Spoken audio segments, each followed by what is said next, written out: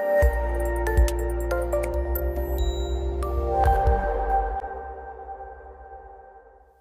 everybody, it's Lee and I'm back with another tutorial video. This one is going to be how to work with white ink in Flexi RIP. And so let's get moving. So I have Flexi RIP open right now and I have my printer selected and I'm going to go over here to Job and Add Job. And once I've done that, now what I can do is choose what file I want to bring in, and I'll start with this boom vector. And here's a little shortcut right here for you. If I choose Open Job Properties, then when I bring this file in, it'll automatically open the job properties, which is really what I want to do in this case. So let's go ahead and hit Add. And immediately it's going to bring it in. You can see there's a little timer here. And once it figures out all of the artwork, there we go. So I have my artwork here. It's a little cheater thing. If I click on this guy right here, I can zoom in so I get a much larger preview of what's going on. And right now I'm set 64-inch roll. So here's all of my basic job properties as it shows you right here. My basic job properties. If I come over here to color management, under color management, this is where I can actually choose my output information. And so I have a generic self-adhesive vinyl. This is going to be a white underflood in this case. So that's going to be, in the case of the HP printers, it's going to be white and then color on top. And what media do I want is going to be generic self-adhesive vinyl. There we go. Okay. Now, here's where the important stuff comes in as it pertains to white. So I'm going to come over here to, if I go to separation, now I can see my cyan is printing as cyan, magenta, yellow, black, so on. But notice I have a channel in this file, or in this case a spot color, called white, and I specifically say this is going to print as white. Remember I pointed that out because I'm going to come back to that in a couple of minutes and show you how to work with files where the color wasn't named properly. And I'll show you how that works. But this is under the Separations tab, which is this guy right here. Now what I'm going to do is I'm going to come over here to the next tab over, Output Channel Preview. And if I preview my output channels, so here's what it'll print in cyan, here's what it'll print in with magenta and yellow and black, there we go. But now if I turn all of these off, I can turn my white on, and there's my white file right there. That's my white information. Everywhere that's black here is going to print with white ink. So I can very easily see exactly what's going on. And there again is my CMYK file. So in this case, I can see that my white is all set up, and that's because in my artwork, I already had that white set to go. And I'll show you a little bit later in this video how to create white on the fly in the RIP. But we are ready to go right here. So at this point, I can hit OK. And it's ready. I don't actually have a printer set up, so I can't really send it. But typically at that point, you would send it over to the printer, assuming everything was set up properly. So that's a vector file that's ready to go. Now let's add a raster file. And I have this Flower Flexi white right here. And I'm going to go ahead and add that. Oops. And I did not go and select the job properties, but let's go in. I have my job properties set up. All right, I can zoom in here. It's a nice file. And if I come to color management, right, I'm still set up as my white underflood, which is good to go. And now if I come over to separation, my white is good. And I come over here to Output Channel Preview, and if I turn on my, I have to click Preview Output Channels. turn on my white, turn off my cyan, and there's my white channel ready to go. And then here's all of my color information, right? So again, I'm good there. I can go ahead and hit OK. Now, we talked earlier about what happens if the file was created in a different program for a different RIP. So let me show you what that actually looks like. So I'm going to add, and this is the same boom file over here, but this one was set up for Onyx, which means instead of calling that white channel or that white spot color, instead of calling it white, naming it white, I named it spot 1, which is what Onyx wants. Now I bring it into Flexi, watch what happens. And I'll make sure Open Job Properties is set up. Why would I do this? Well, I wouldn't do this, but if I were getting artwork from a customer, it could be that that happens, right? So now if I go to separation, so right now it says spot 1 is set to process, which means it'll actually print that green color that I assigned the preview inside Illustrator in this case. So what I need to do is come over here, and before I do that, let me show you what happens with the output channel preview, right? If I show my white here, wait for that clock to finish, look, no white at all. And the reason for that is exactly what we said, because I don't have this set up properly to be white. So if I click on this color here, and then I go to edit, now what I can do is the channel called spot 1, what I want to do is print it as white. And I can now hit OK. Nothing changes in the preview, but if I go back over here, now watch. Now there's my white channel, and there's my CMYK. Okay, so that's how you work with a file that may have been designed with another RIP in mind, so that you can bring it into Flexi and still use those colors as they were intended, which is, in this case, to print white. So I'll hit OK there. Okay, now earlier I talked about what to do if your file doesn't contain white ink information at all. So let's tackle that right now.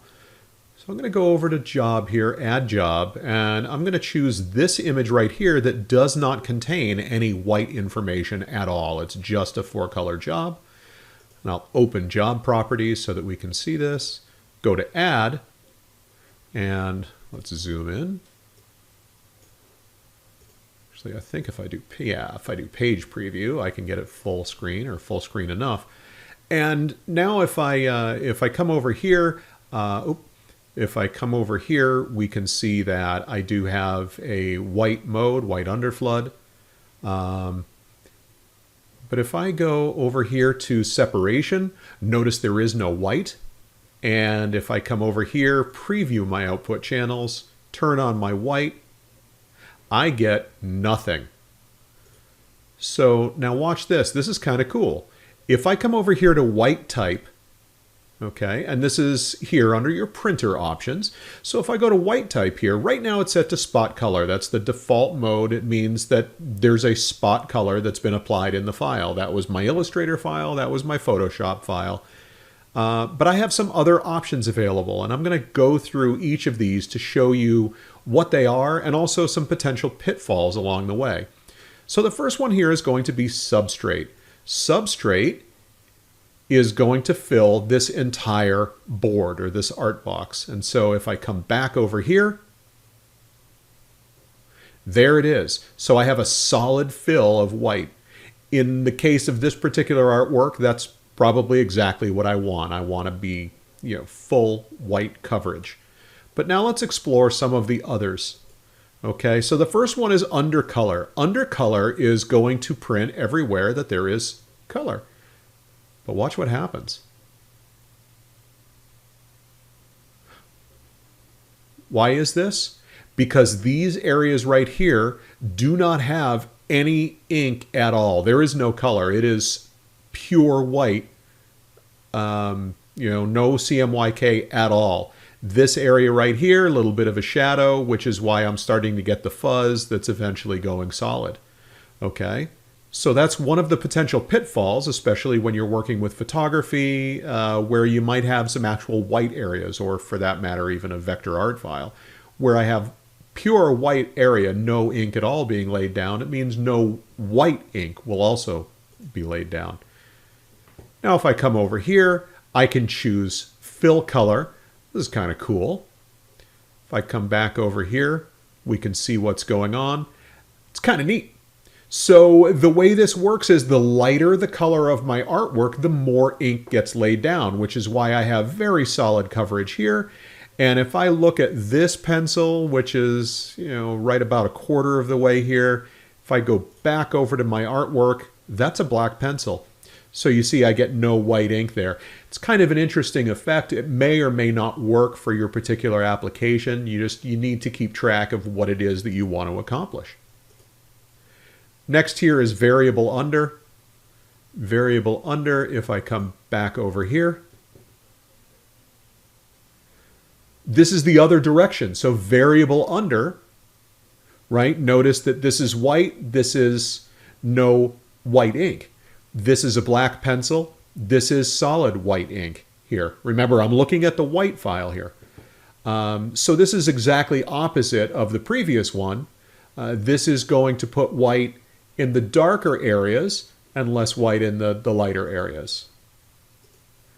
And then the last one here is fill no substrate, which is going to be exactly the opposite of the first one that we did.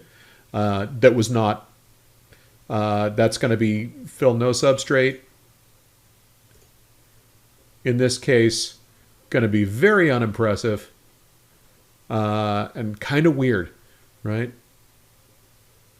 So those are your modes, and those will probably get you where you need to be. Typically, if I'm going to be creating white on the fly in the RIP, I'm probably going to choose substrate, right? And substrate is going to look,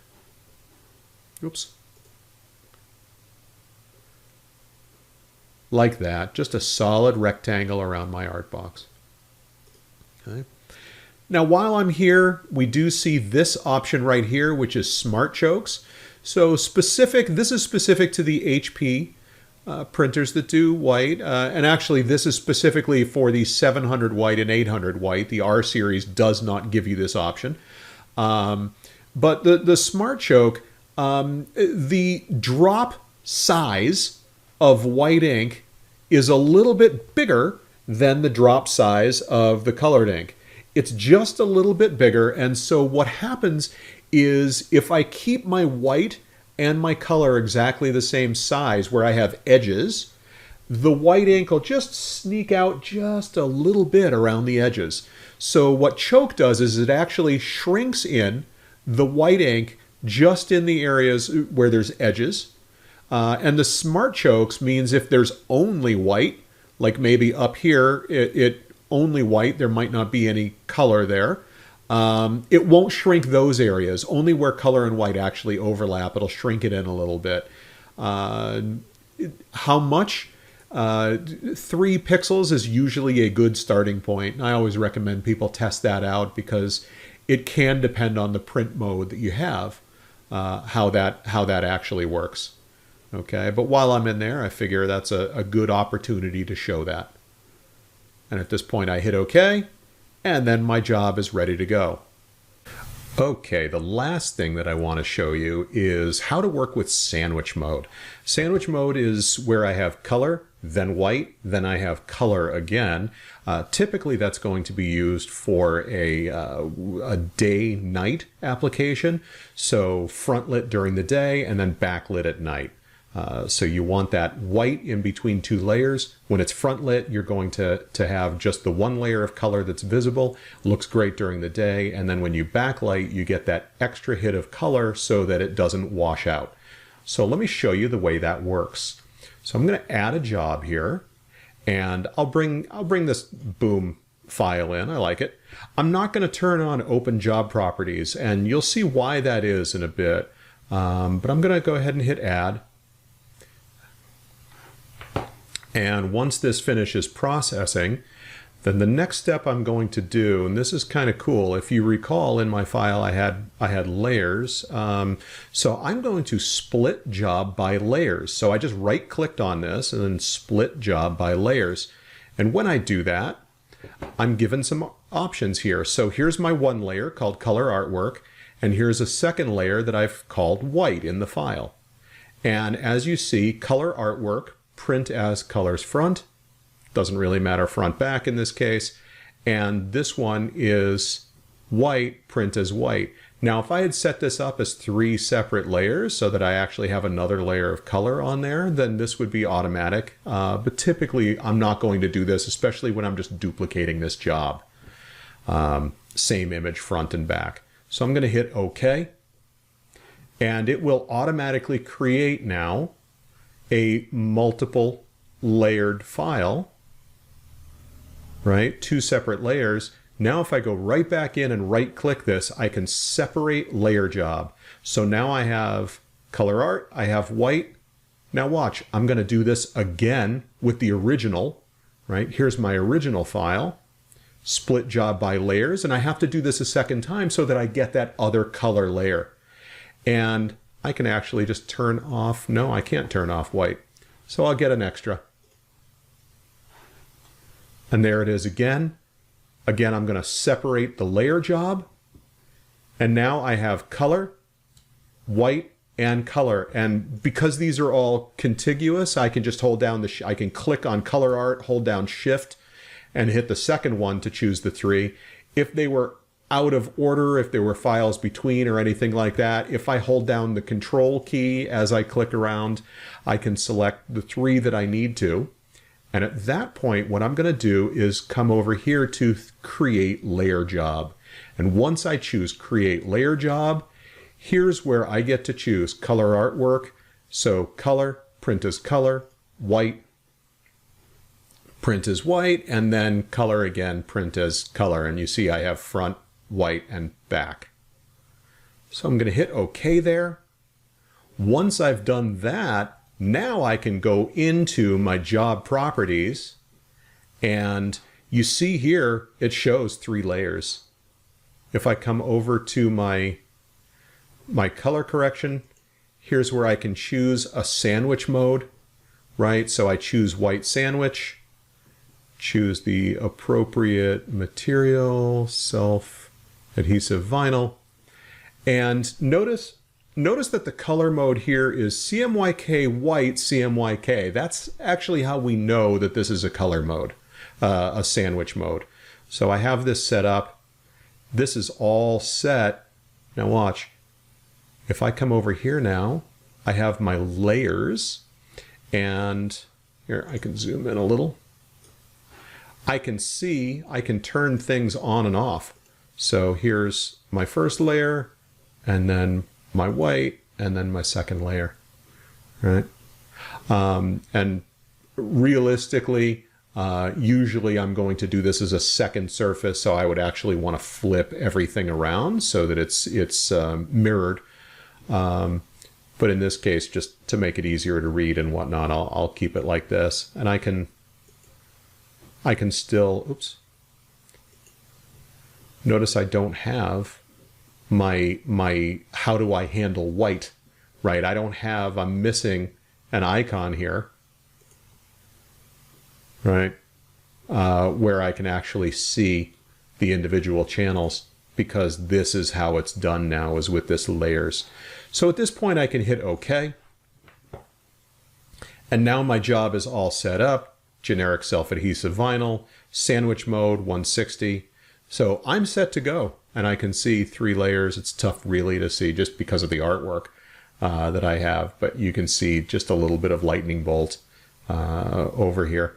So at that point, I have my job, color, white color. It's all set to go. All I need to do is send it to the printer, and it will print color, then white, then color, all one shot through the printer, and everything will be great.